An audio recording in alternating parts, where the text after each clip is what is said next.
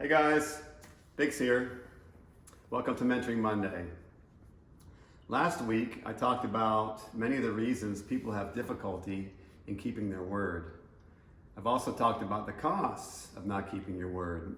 Missed opportunities, damaged relationships, having a reputation as being an unreliable person, constant conflict with others, and experiencing guilt or remorse are just some of the costs of not keeping your word. If you look at people who struggle in life, I bet that one of the core reasons is they're not good or they don't make the effort to keep their word. So today I'm going to talk about the 5 reasons, or 5 major reasons, keeping your word will improve your life. When we become a person who keeps their word, we'll create new experiences and new opportunities. Here are 5 reasons you should always keep your word. You'll develop a higher level of self-trust. Self-trust, okay. Why? Well, a higher level of self-respect, self-worth, and self-integrity will happen. And if we trust ourselves more, others are more likely to trust us, and we're more likely to trust others. As a leader, I found if people trust me, they'll work much harder for me or the company. If they don't trust me, they'll either leave or they'll do the bare minimum. Personally, I don't want to be in relationships where there's not much mutual respect and trust. I find them stressful and unfulfilling, and they're just not going anywhere. They're not fun. I mentioned greater self-respect. Let's talk about social media for a second. We've all had this happen to us. Social media has been great for reconnecting and connecting with friends and family, but it's brought out some very hateful and disrespecting people.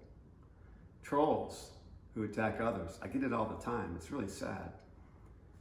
These kind of people obviously don't respect themselves, so they are unable to respect others. This is why they attack. I would bet not keeping their word is part of their problem. Number 2, you'll deepen your relationship with others. The relationship with others reflect the relationship we have with ourselves. As we improve our relationships we have with ourselves, greater self-respect from keeping our word, we will create stronger relationships with other people. One of the things I do that helps me become successful is my ability to network. I really enjoy this. It helps me build teams, it helps me grow, it helps me meet lots of new people that I can help or they can help me. It makes life very interesting. But this can only happen from me keeping my word and building trust. Doing the little things, following through when I say I'm going to get something done, and being dependable and trustworthy. 3, you have to deal with regret and guilt if you don't keep your word. We've all done that before. How does it feel? Not good. If we always follow through with what we say we're going to do, then we don't have to worry about feeling guilty or regret. When I was younger, I did something that I knew I should not be doing. My mind was constantly full of guilt and worry. My stress level was high.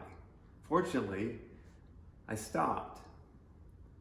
And when I did, this was a big sigh of relief, for I didn't have any more guilt. This will also help our mental state and lead to an improved attitude. 4, you'll be more thoughtful about the words you use. When you're more intentional about the words you use, there'll be no misinterpretations or misunderstandings. It will also help us be more explicit with our communication because we know we need to back up what we say. To be frank, how many people do we know that just say whatever comes to their mind with no intention of acting on it? They're just full of crap. I don't want to work with these kind of people. nor do other people want to work with them. You'll be more selective about what you agree to.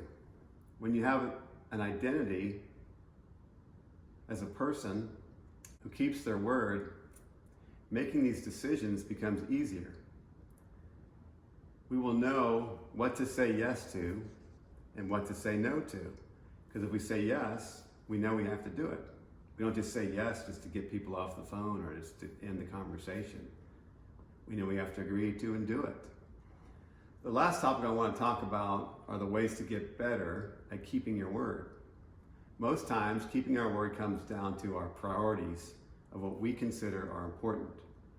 When you have a better understanding of the benefits of keeping your word and the consequences of not keeping your word, it will become easier keeping your word as a number one priority. Make it your number one priority today. You can do this. Here are 3 things to help us keep our word. 1, ask intelligent questions. What does that have to do with keeping your word? Well, never agree to something that you're unclear about. This means you must clarify exactly what you're agreeing to, especially if we're unclear about it. 2, know the reasons why we agree to something.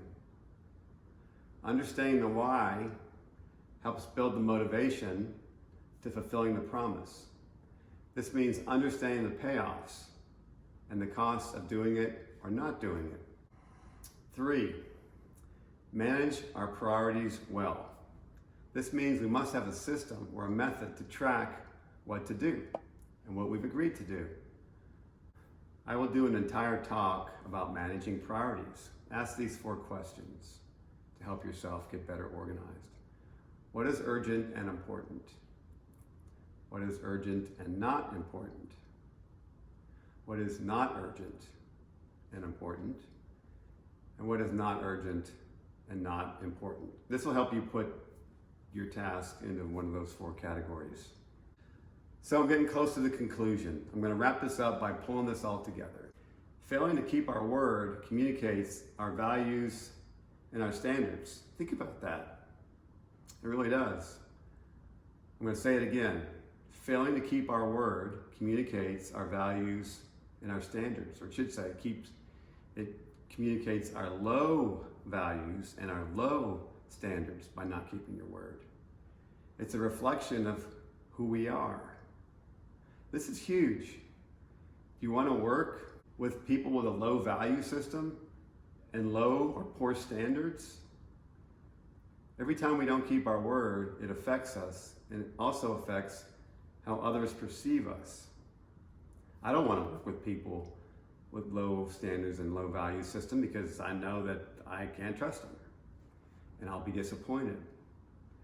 So if we want to improve our self-image and our self-esteem, becoming a person who keeps their word is essential. Not keeping our word is a demonstration of disrespecting ourselves and others. I'm hammering this home pretty hard. I'm saying a lot of the same things, but I just want to make sure we all understand. I want to give you an action step to wrap up this topic. If you've experienced regret or guilt for not keeping your word with someone, then go back and take the necessary steps to correct the situation. Make a promise to yourself that you're a person who will always keep their word, and watch what happens. It's going to be amazing. Hope you enjoyed this 2-part topic of how keeping your word will make your life better. I promise you that it will help improve the quality of your life. Just try a couple small promises to complete and see what happens. How do you feel? How does it make the other person feel? Eventually, it'll become the number one priority in your life and a healthy habit. So until next week, this is Vic signing off. And remember, it's never too late to reinvent yourself and make keeping your word your number one priority. Cheers.